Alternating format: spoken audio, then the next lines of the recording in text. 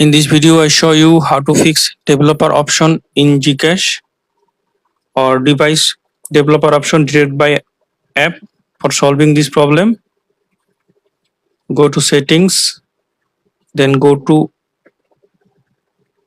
apps,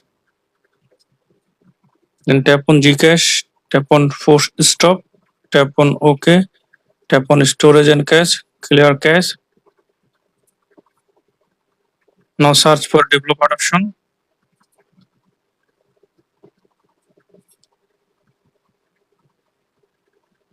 Tap on developer option, turn off developer option. Now open Gcash. Now I hope that this method fixed developer option in Gcash problem.